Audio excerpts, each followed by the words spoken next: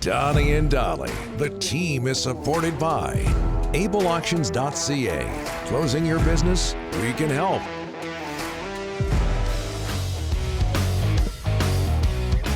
It is Wednesday, and all of our guests today brought to you by our title sponsor, Able Auctions, ableauctions.ca. So I leave the office here, the studios here, every day around 1 o'clock or so. You leave earlier. I go earlier. A lot earlier, as a matter of fact, while Ryan and I work. And every day on my ride home, I've been listening to our friends at 650. Yeah. And they air Kyper and Bourne. Good show. From Toronto. It is really good. We've had Justin Bourne on the show before, and now we're joined by, from Sportsnet, co-host of Kyper and Bourne, the Real Kyper and Bourne, on 650, among other places, Sportsnet 590 in Toronto. Nick Kypreos, thanks for doing this, sir. How are you? Donnie, Rick, what's going on? It's been a while. It has been a while. I'm not sure if you should be on the show, Nick. This is a BC market that you're talking to. Can you believe it's been 30 years since you and the New York Rangers knocked off the Canucks in the 94 Stanley Cup Final? What do you remember about that? Well, first of all, it's not quite 30. Okay, we got to wait till June. So don't age it. Don't age it any more than, we're close we enough. need it to be. Yeah, I know we are close enough. Like it was yesterday, and those moments are surreal for all of us as we sit in our 50s or 60s with some of my teammates now. But looking back on it, those were moments of a lifetime that every kid dreams about. And I know for a lot, unfortunately, I have a very good friend in Kirk McLean. I grew up with Kirk here in Toronto, played soccer with him, went to grade 7 typing class together, watched our typing teacher take swings at Kirk McLean because he wouldn't stop laughing. So, I know what still some of those guys may be feeling, looking back on it. But, in all, yeah, there has to be a winner. Unfortunately, there has to be a loser, but we're all the winners for just being there to begin with and experiencing something like that seldom comes across many people that have big dreams. Yeah, it was, and maybe I'm biased. It was one of the best Stanley Cup finals I've ever seen, and it was so strange to see Keenan and Messier join the Canucks. People forget that Kirk McLean went on to play for the Rangers. Nick, all right, present day now. Do you understand why the Canucks and so many teams, as we draw nearer to the NHL trade deadline, so many teams are interested in Jake Guentzel of the Penguins? Yeah, well, he's a special scorer in the National Hockey League, and we still know that they're at a premium right now. And he's been consistent since he broke into the league, and he's proven over his career that he can score in big games when it matters most. And not everybody, we can look across the room and we can find a lot of guys that can put up decent numbers, but are they there when you need them the most? And Guentzel has that reputation.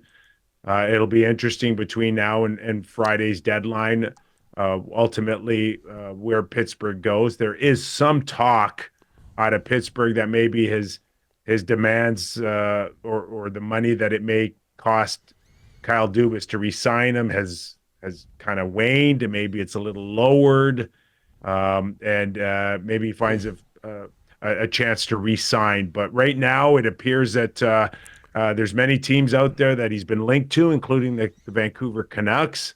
But, the wish list for Pittsburgh is they hit a home run, and it's very expensive. Does it drop as well? I mean, plenty of balls still to be juggled here. Nick, were you surprised yesterday when you heard the Canucks are talking to Boston about Lindholm? They just got the guy, Nick. And they gave up a king's ransom to get him. Yeah, but that was before Petey signed. Yeah. And what does that mean after he signs? And, where are you with Lindholm coming in and being a true fit for the team? Where's the chemistry on that? Again, a lot of options, including re-signing him or flipping him for another asset. So, this is Jim Rutherford we're talking about, a guy that loves this time of year, loves putting deals together that maybe none of us looked at previously. So I don't put anything past Rutherford moving towards Friday at 3 p.m. Eastern. So yeah, he's looking at a lot of things, including re-signing Lindholm or moving on from him. Hey, Nick, Barry Trotz said yesterday prices are ridiculous. Is that we're hearing a lot of stuff, it's a common thing to say prices are high. But what are you hearing out there? I mean, the Barry Trotz, he was baffled. He said the prices are so high out there. Do you agree with him? Yeah, that's always the case. It's a wish list of hitting the home run, and you hope you find someone stupid enough to pay it. But things are starting, I assure you, and I think Tarasenko just went for maybe a fourth-round pick. So prices are dropping because, again, you don't want to be caught with nothing compared to something. And we saw Calgary move on Tanev, and they couldn't get a first-round pick. And, everybody talks about the prospect, right? The can't-miss prospect this time of year. We've seen dozens of them every year being talked about, only to come to some reality that some hit, most miss. So we are seeing some prices drop, but Calgary got a little nervous and flinched on Chris Tanev. Was there a better offer as teams get more desperate? Possibly. But in the meantime, the wave does move towards what Barry Trotz is talking about, and that's a decline in the ask. And I think that's what we're starting to see now moving forward. Talking with Nick Kypreos. Hey, Nick, Panthers beat the Devils last night 5-3. We have so many people on this show who wouldn't be surprised if the Panthers make yet another long Stanley Cup playoff run. Yeah. They're very impressed by that team. What about you? Yeah, me too. And, we watched last season here in Toronto where the Leafs had tremendous momentum with their first win in like a gazillion years in the playoffs, go and face the Florida Panthers and then just get hit by a brick wall. Yeah. And you're just wondering that, the sustainability of a team being so physical game in, game out, and they haven't lost a beat since that long playoff run last spring.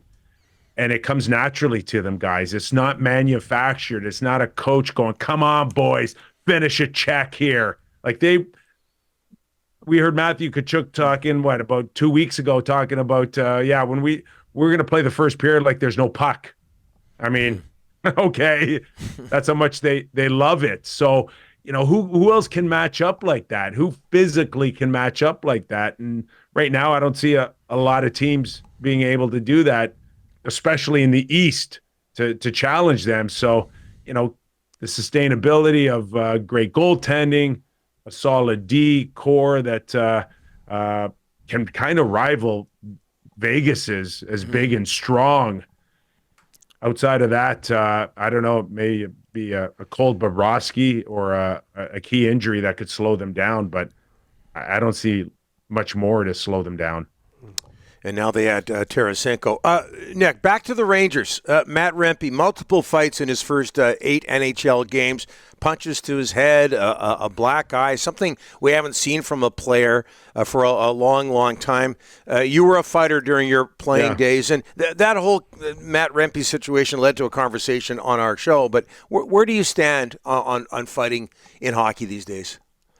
Yeah, listen, I'm okay with it where it is. I like the fact that, Gary Bettman, the commissioner, and the ownership group didn't feel a necessity to take it right out of the game.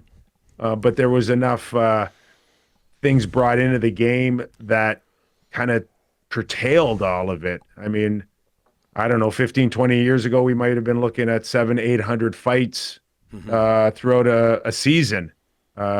I think we're down to maybe a couple of hundred. So what is that? 7 out of 10 games, there are no fights. It's kind of cleaned up on its own. And yet it's still there if the players need it, want it. They've spoke loud and clear. They don't want it out of the game, and they're the ones playing it, not me or you sitting on the couch eating a bag of chips. It's for them to decide what they need in the game that they play, between this partnership between them and the owners. So I'm okay with it where it is. I like the fact that we're not seeing so many just for the sake of them being employed. That there seems to be some purpose to it. Now Rempe comes in not just as a fighter, but as a human missile on a forecheck. Like he's got teams scared, or at least getting their attention to maybe move a puck faster than they'd like to. I mean, it has a huge domino effect, this guy being out on the ice, and how the opponents respond to it. Or in the case of last Saturday, having a Ryan Reeves to kind of go shoulder to shoulder with them. Is that going to lead to more guys looking like Rempe coming out of the league? Maybe, but hey, good luck finding them. Hey, Nick, what are the Leafs doing? They were in on Tanev. Boy, they liked him a lot. Vancouver, too. What do you see them adding, and what's the cost of acquisition out there? Yeah, very expensive for Brad Treliving. And, just thinking about where they are today and where they were a few years ago. And the cupboards aren't exactly full for Brad Treliving to move forward here and fill a lot of holes still for the Toronto Maple Leafs. The back end isn't good enough to compete for a Stanley Cup, and there's a few holes that Ryan O'Reilly left when they weren't able to re-sign him as he moved to Nashville. But a couple of years ago, the Nick Foligno trade for a first and 2 fourths, I think, watching him walk out the door, it's really left Brad Treliving with not much of assets to go out there and pick and choose. But I think the best he can do right now is kind of nibble around the edges. I don't see anything significant. Leaf fans here want to link Colton Parayko to the Toronto Maple Leafs, and if Brad Treliving's able to do that, you hope that there's great value there, because all that will do is just deplete whatever assets he has moving forward here. So it is a bit of a trying time for Leaf fans and a frustration up until this point. Now, still a chance for Brad to pull a rabbit out of his hat, maybe, but it seems unlikely based on what Kyle Dubas left the Toronto Maple Leafs. Nothing like talking about the Leafs and the '94 Rangers with the guest. I'm going to get pie in the face when I come back out west. You are. We'll still have you back anytime you want, Nick. Thanks so much for this. Really appreciate it. I know you're busy. Hey, guys, always a pleasure. Always a pleasure. Thanks for having me. You bet.